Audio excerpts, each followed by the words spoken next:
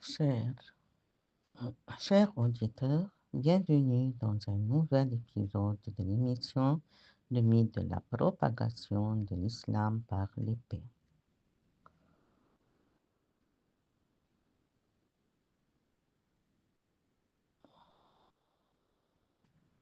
Dans le quatrième chapitre intitulé Le Jihad du livre Mohammed, un prophète pour notre temps, Karen Armstrong analyse la situation dans laquelle se sont trouvés les musulmans après l'hégire vers Médine.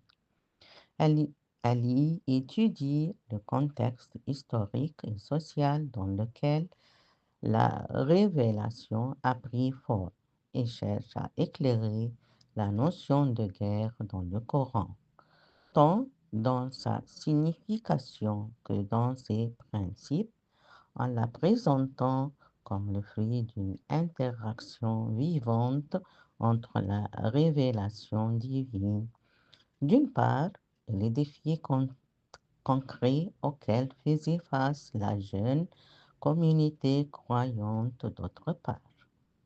Le prophète Mohammed sallallahu alayhi wa sallam avait alors la lourde responsabilité, conformément à la volonté divine, de poser les fondations d'une société nouvelle, fondée sur la justice et l'égalité.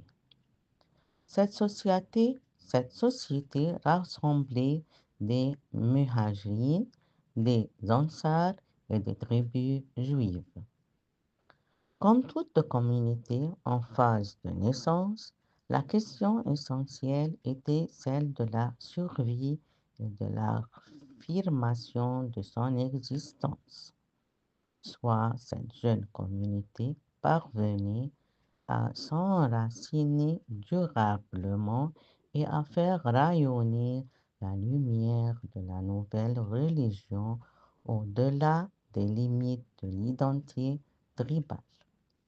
Enfermée dans la géographie de la péninsule arabique, vers l'ampleur de l'âme humaine, sans frontières géographiques ni barrières ethniques. Soit elle risquait d'être étouffée dès sa naissance, tel un nouveau-né enseveli sous les sables impitoyables du désert qui n'épargne pas les faibles. Le premier de ces défis fut d'ordre psychologique. Les musulmans avaient quitté la Mecque sous la pression de la persécution exercée par Quraysh. Après l'Hégire, la Mecque devint, selon l'expression de Karen Armstrong, l'ami absente.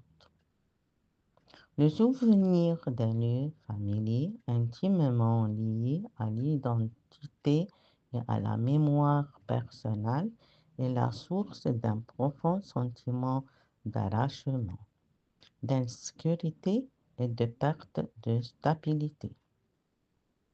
Très vite, cependant, le défi économique s'imposa avec force.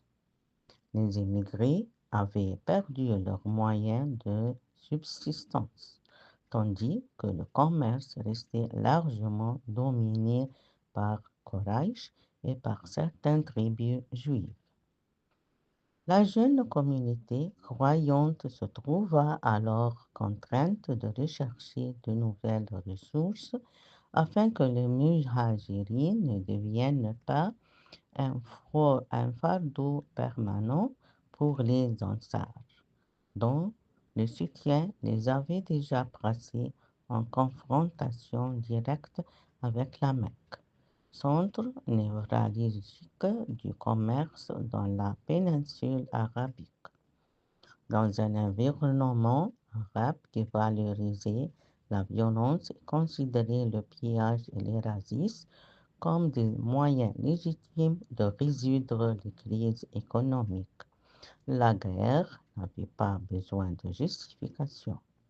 Pourtant, comme le souligne Karen Armstrong, la nouvelle religion entreprenait de redéfinir profondément le concept de la guerre, la faisant passer d'une guerre agressive à une guerre juste et d'un mode de vie permanent à un recours exceptionnel, utilisé uniquement lorsque toutes les alternatives avaient été épuisées, malgré les injustices et les persécutions et l'exil forcé qu'ils avaient subis.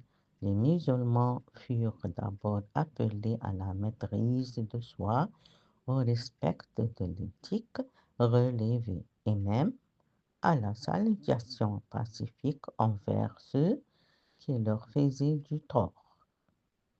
Cette attitude marquait une rupture nette avec les usages tribaux dominants, jusqu'à ce que l'autorisation divine du combat soit révélée dans ce verset.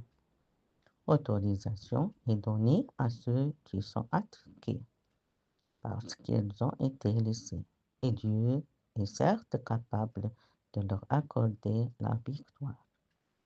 Malgré les difficultés économiques auxquelles les immigrés faisaient face, l'usage de la force contre les caravanes de courage ne visait pas principalement à assurer des ressources alimentaires. Il s'agissait plutôt d'attirer l'attention de Quraysh alors que les musulmans risquaient, après l'Hégire, de devenir marginalisés et oubliés dans l'équilibre des forces tribales.